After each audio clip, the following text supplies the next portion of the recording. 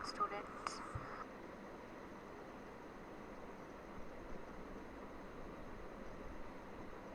I am Seema, Assistant Professor of Commerce, Government College, Chicholi. I am your teacher for Corporate Accounting. और जैसे आप सबको पता है कि अब आप प्रमोट हो चुके हो फर्स्ट ईयर से सेकेंड ईयर में. Now you are in BCom second year और ये आपका थर्ड सेमेस्टर होगा. लास्ट टाइम आपने फाइनेंशियल अकाउंटिंग पढ़ी, जिसको आप लास्ट क्लासेस में भी पढ़ चुके हो. उसी तरीके से अब आपके पास होगी कॉर्पोरेट अकाउंटिंग, जिसमें आपका फर्स्ट चैप्टर है हमारा इशू ऑफ शेयर. तो चैप्टर शुरू करने से पहले हम थोड़ा सा कॉर्पोरेट अकाउंटिंग के बारे में जानेंगे कि कॉर्पोरेट अकाउंटिंग क्या है. तो इसको पहले हम डिवाइड कर लेते हैं कि कॉर्पोरेट क्या होती है. कॉर्पोरेट एक कंपनी और अकाउंटिंग एक लैंग्वेज. तो लैंग्वेज हमको क्या बताती है, किसी भी चीज़ को समझने का एक तरीका होता है लैंग्वेज. तो ऐसे ही अगर आप किसी कंपनी को समझना चाहते हो तो वो उसकी अकाउंटिंग यानी उसकी ट्रांजैक्शंस क्या है, वो उसको कैसे रिकॉर्ड करना है, ये सब आपको कौन बताएगा, कॉर्पोरेट अकाउंटिंग बताएगी. तो कंपनी की ट्रांजैक्शंस को रिकॉर्ड करने का तरीका होता है कॉर्पोरेट अकाउंटिंग, जिसमें हम फर्स्ट करेंगे issue of shares. Issue of shares का मतलब क्या है कि हिंदी में हम इसको बोलते हैं अंशों का निर्गमन. तो कंपनी को शुरू करने, अब अगर कोई कंपनी शुरू करना चाहता है तो उसको पूंजी की यानी कैपिटल की ज़रूरत होगी, यानी पैसों की ज़रूरत होगी. तो एक कंपनी पैसे कहाँ से इकट्ठा करती है, वो अंशों को निर्गमित करती है, यानी अपनी पूंजी को वो छोटे छोटे पार्ट्स में डिवाइड कर देती है और उन पार्ट्स को वो पब्लिक से इकट्ठा करती है, जिसके ज़रिए वो अपनी कैपिटल को इकट्ठा करके अपने बिजनेस को शुरू करती है, अपनी कंपनी को शुरू करती है. तो इस प्रोसेस को हम बोलते हैं इशू ऑफ शेयर. जैसे आपने पहले करा है कि आप पार्टनरशिप या प्रोप्राइटरशिप, वहाँ पर वो अपनी कैपिटल लगाते हैं कि अगर एक सोल प्रोप्राइटरशिप है, उसके पास वो अकेला ओनर होता है, वो उसके पास जितनी भी पूंजी है वो अपनी बिजनेस में लगा देता है. ऐसे ही अगर एक पार्टनरशिप फर्म है तो पार्टनर्स के पास जितनी जितनी कैपिटल होती है, जितने भी पार्टनर होते हैं, पार्टनरशिप आप जानते हो जब 2 या 2 से ज़्यादा लोग मिलकर कोई बिजनेस शुरू करते हैं तो वो एक पार्टनरशिप फर्म हो जाती है अकॉर्डिंग टू पार्टनरशिप एक्ट. तो लेकिन कंपनी में क्या है, कंपनी को पूंजी इकट्ठा करने के लिए अंशों को निर्गमित करती है, जिसको हम बोलते हैं इशू ऑफ शेयर. और इसमें आप अंशों को कैसे निर्गमित किया जाता है, इस चैप्टर में हम उसके बारे में पढ़ेंगे. अब इंट्रोडक्शन से शुरू करते हैं. सबसे पहले आपके दिमाग में क्वेश्चन आना चाहिए कि अगर हमारे पास पहले से ही बिजनेस करने के लिए पार्टनरशिप फर्म है या सोल प्रोप्राइटरशिप है तो हमें कंपनी की क्या ज़रूरत है. तो कंपनी की ज़रूरत किस लिए है, सबसे पहले पार्टनरशिप और सोल प्रोप्राइटरशिप. पार्टनरशिप आप जानते हो जब 2 या 2 से ज़्यादा लोग मिलकर कोई बिजनेस शुरू करते हैं, और सोल प्रोप्राइटर में सिर्फ एक ही मालिक होता है अपने बिजनेस का. तो कंपनी फिर किस लिए, कंपनी होने के हमारे पास कुछ रीजंस हैं कि हमें कंपनी क्यों चाहिए. क्योंकि हमारे सोल प्रोप्राइटरशिप में और पार्टनरशिप फर्म में कुछ कमियां हैं, जिसके कारण हमें कंपनी की ज़रूरत पड़ी. और वो कमियां क्या है कि इन दोनों की हम कमियां एक टाइम पर ही करेंगे. दोनों में ही अनलिमिटेड लायबिलिटी होती है, यानी कि अनलिमिटेड लायबिलिटी का मतलब असीमित दायित्व. असीमित दायित्व कि अगर कुछ गलत भी हो जाता है, इनका बिजनेस बंद हो जाता है, तो इनको अपने तरफ से पूरी भरपाई करनी पड़ेगी. जो भी इनके लेनदार होंगे, इनके पर्सनल प्रॉपर्टी को भी इनको बेचना पड़ सकता है अपनी जिम्मेदारी को, अपनी लायबिलिटीज़ को पे करने के लिए. दूसरी इनकी कैपिटल है जो लिमिटेड होती है. लिमिटेड कैपिटल का मतलब सीमित पूंजी, यानी उस हद तक जाकर कैपिटल नहीं लगा सकते जितना कि एक कंपनी इकट्ठा करके अपने बिजनेस में लगा सकती है. तीसरी इसकी कमी क्या है, लिमिटेड मैनेजरियल एबिलिटी, क्योंकि ये अपने बिजनेस के खुद ही मैनेजर होते हैं. अब ज़रूरी नहीं है कि इनके पास पैसे हैं तो इनके पास मैनेजरियल एबिलिटी भी होगी, लेकिन एक कंपनी अपने बिजनेस को मैनेज करने के लिए बाहर से मैनेजमेंट को हायर कर सकती है, जो कि स्पेशलिस्ट होते हैं मैनेजमेंट में. अब इन कमियों के कारण हमें कंपनी की ज़रूरत पड़ी. नेक्स्ट हम करेंगे कंपनी की definition, which is according to professor Haney. अब प्रोफेसर हैने क्या बता दें कि कंपनी क्या है. A company is an artificial person, कि ये कंपनी क्या है, कृत्रिम व्यक्ति है, created by law having a separate entity with a perpetual succession and a common seal। कि एक कंपनी एक कृत्रिम व्यक्ति है, हिंदी में हम इसे कैसे बोलेंगे, एक कंपनी एक कृत्रिम व्यक्ति होती है जिसको कानून के द्वारा बनाया जाता है, जिसकी एक अलग अपनी एंटिटी यानी अपनी अलग पहचान होती है, और असीमित काल के लिए, अगर कुछ एक्सेप्शनल केसेस हैं, अगर वो सब ना हो तो ये असीमित काल के लिए चलती है, और इसकी एक कॉमन सील, इसको हिंदी में बोलते हैं हम सार्वमुद्रा, ये कंपनी के अलग से सिग्नेचर होते हैं। तो इस डेफिनेशन को हम एक्सप्लोर करेंगे। फर्स्ट इज कंपनी, हमारी इसकी करेक्टरिस्टिक्स हम डेफिनेशन से ही निकालते हैं कि कंपनी क्या है, एक आर्टिफिशियल पर्सन है। आर्टिफिशियल पर्सन का मतलब अब क्या होता है, किसी भी आर्टिफिशियल पर्सन या आर्टिफिशियल चीज़ का मतलब जो भी अगर कोई चीज़ इंसान बना रहा है, ह्यूमन बीइंग बना रहा है, क्रिएट कर रहा है, उसको हम आर्टिफिशियल बोलते हैं। जैसे हमारे फ़ोन्स हैं, हमारे लैपटॉप्स हैं, they all are created by human beings. तो आर्टिफिशियल पर्सन की हम स्टेटमेंट क्या होगी, made or produced by human being rather than occurring naturally.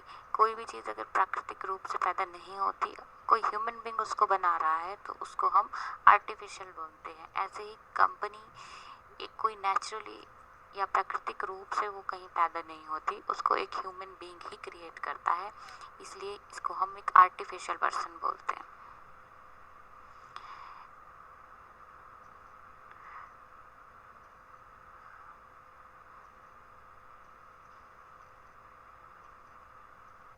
जैसे कि डेफिनेशन का जो नेक्स्ट पार्ट है वो है लॉ, कि कंपनी को कानून के द्वारा बनाया जाता है। That the company is created by law. तो लॉ का मतलब क्या होगा, ये सिंबल्स में आपको दिखाई दे रहा है कि ये कानून के सिंबल हैं। अब लॉ का मतलब क्या है, रूल्स डिफाइनिंग करेक्ट प्रोसीजर और बिहेवियर, ऐसे नियम। यहाँ पर हम कंपनी की बात बिल्कुल नहीं कर रहे हैं, हम सिर्फ लॉ, कानून का मतलब क्या होता है, सिर्फ उसके बारे में बात कर रहे हैं। तो कानून क्या है, रूल्स डिफाइनिंग करेक्ट प्रोसीजर और बिहेवियर, ऐसे नियम जो आपको कोई भी काम करने का सही तरीका बताते हैं, उसको हम बोलते हैं कानून। ऐसे नियम जो आपको किसी भी काम करने का सही तरीका, करेक्ट प्रोसीजर बताते हैं, उसको हम कानून बोलते हैं। तो अब कंपनी के साथ इसको रिलेट करेंगे कि कंपनी को बनाने का जो भी तरीका है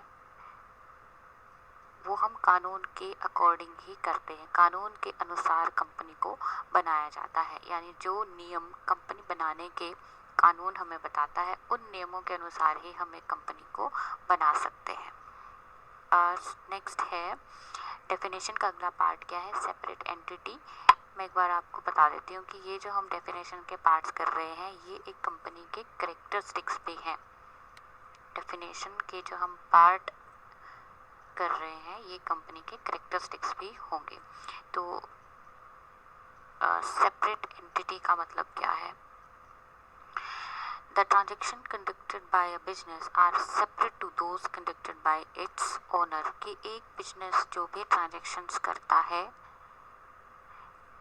और उसका ओनर जो भी ट्रांजैक्शन करता है, वो दोनों अलग अलग होंगे। यानी ओनर के द्वारा अगर कोई ट्रांजैक्शन की गई है उसके पर्सनल काम के लिए, उसके अपने काम के लिए, कंपनी के मालिक के द्वारा या मालिकों के द्वारा अगर कोई ट्रांजैक्शन की गई है उनके अपने पर्सनल कामों के लिए, तो वो कंपनी की ट्रांजैक्शंस नहीं माने जाएंगी।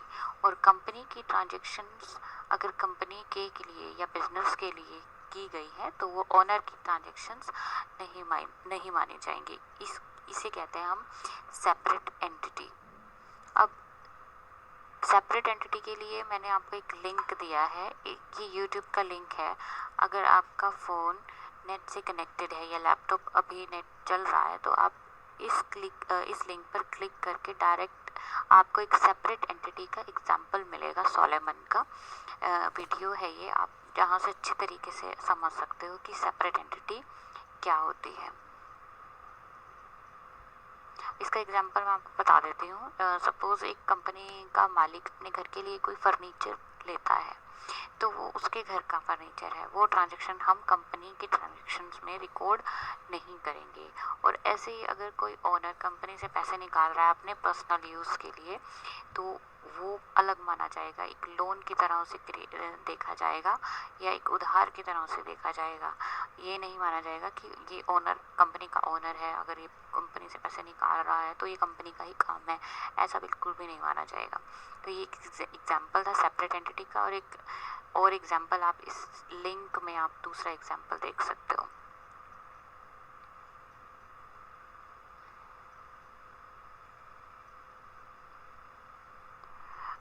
अब नेक्स्ट पार्ट क्या है, हमारे नेक्स्ट पार्ट डेफिनेशन का और करेक्टरिस्टिक। नेक्स्ट परपेचुअल सक्सेशन, कि कंपनी का जो जीवन काल है वो अनंत काल तक चलता है। The existence of a company is not affected by anything, company का अस्तित्व किसी भी चीज़ से प्रभावित नहीं होता, एक्सेप्ट यानी कि किसे छोड़कर, wound up of a company according to companies act, सिर्फ इस बात को छोड़कर कि कंपनी एक्ट के अकॉर्डिंग अगर कंपनी को समाप्त कर दिया जाता है तो ही कंपनी समाप्त होगी, बाकी किसी चीज़ का अफेक्ट कंपनी पर नहीं पड़ेगा। अगर इसे किसी मेंबर को कुछ हो रहा है, किसी की डेथ हो जाती है या कोई कंपनी छोड़ रहा है, तो उनके आने या फिर जाने से कंपनी के अस्तित्व पर कोई भी प्रभाव नहीं पड़ेगा।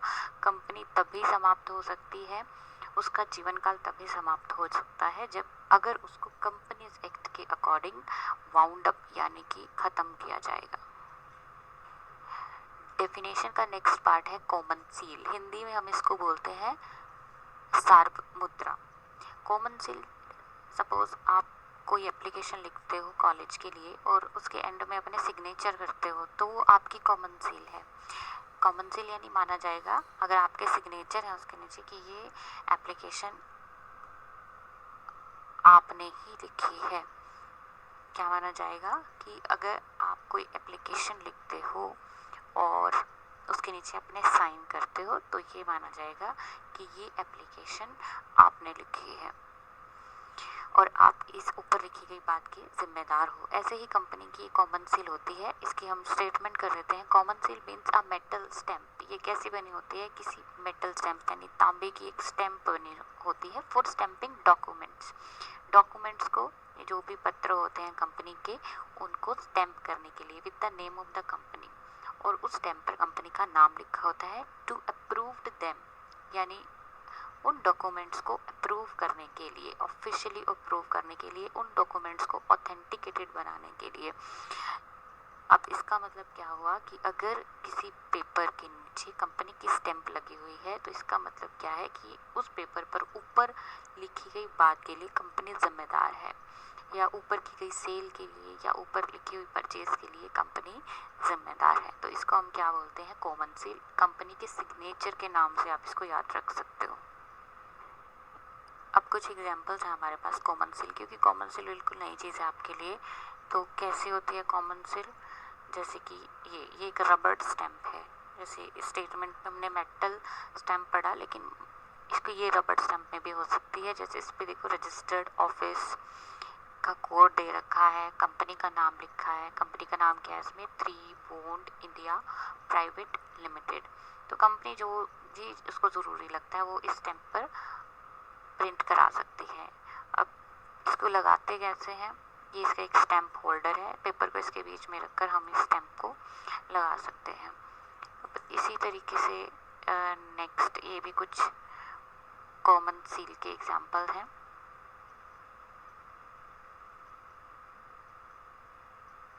देख सकते हो आप, इन सब पर कंपनी के नाम लिखे हैं और इनके ये होल्डर्स हैं। चलिए नेक्स्ट हम चलते हैं some more characteristics of company. इन कैरेक्टर जो हमने कंपनी की डेफिनेशन के मतलब को हमने पढ़ा, उसी तरीके से कंपनी के थोड़े और कैरेक्टरिस्टिक्स हैं, यानी और गुण कंपनी के क्या हैं। लिमिटेड लायबिलिटी, कि कंपनी के जो शेयर होल्डर्स हैं, शेयर होल्डर्स जिन्होंने कंपनी के शेयर्स को परचेज किया है, कंपनी के अंशों को जिन्होंने खरीदा है, वो शेयर होल्डर्स होते हैं। हिंदी में हम इनको बोलते हैं अंशधारी। तो इस कैरेक्टरिस्टिक को हिंदी में हम क्या बोलेंगे, सीमित दायित्व। कि कंपनी के अंशधारियों का दायित्व सीमित होता है। रिपीट कर रही हूँ मैं, कंपनी के अंशधारियों का दायित्व सीमित होता है। कहाँ तक सीमित होता है, जहाँ तक उन्होंने शेयर की वैल्यू को पे नहीं किया है। अब इस बात का मतलब क्या हुआ, सपोज एक 10 रुपये का शेयर है, कंपनी का शेयर 10 रुपये का है और एक शेयर होल्डर ने कंपनी का शेयर परचेज किया है, लेकिन अभी तक उसने सिर्फ 8 रुपये ही पे करे हैं, 2 रुपये अभी उसने कंपनी को नहीं दिए हैं। तो अब वो कितने के लिए जिम्मेदार है, सिर्फ 2 रुपये के लिए। इसके अलावा अगर कंपनी को पैसे की ज़रूरत है तो वो उससे ज़्यादा के लिए जिम्मेदार नहीं है। अगर कंपनी को पैसों की ज़रूरत पड़ती है तो उस शेयर होल्डर से वो सिर्फ 2 रुपये तक मांग सकती है, इससे ज़्यादा वो शेयर होल्डर का दायित्व नहीं होगा। एक और एग्जांपल लेती हूँ, एक कंपनी का शेयर 100 रुपीज़ का है और एक शेयर होल्डर उसका एक शेयर परचेज करता है। परचेज करने पर वो 95 रुपीज़ पे करता है, 95 रुपये पे करता है, 5 रुपये उसने अभी पे नहीं करे। और सपोज कंपनी को कैपिटल की या पैसों की ज़रूरत पड़ती है, अपने क्रेडिटर्स को कुछ पे करने की ज़रूरत पड़ती है, तो उस समय पर वो अंशधारी सिर्फ 5 रुपये के लिए जिम्मेदार होगा। बाकी इससे ऊपर की अगर कोई दायित्व है तो वो उसके लिए उत्तरदायी नहीं होगा। तो कंपनी के जो शेयर होल्डर्स हैं उनकी लिमिटेड यानी सीमित दायित्व होता है। कितना सीमित होता है, जितनी उन्होंने शेयर की वैल्यू पे नहीं करी है, सिर्फ वहाँ तक। नेक्स्ट इसका कैरेक्टरिस्टिक है ट्रांसफेरेबिलिटी ऑफ शेयर, यानी अंशों का हस्तांतरण। अंशधारी अगर चाहें तो वो अपने अंश किसी को भी आसानी से ट्रांसफर कर सकते हैं। नेक्स्ट है management and ownership is separate.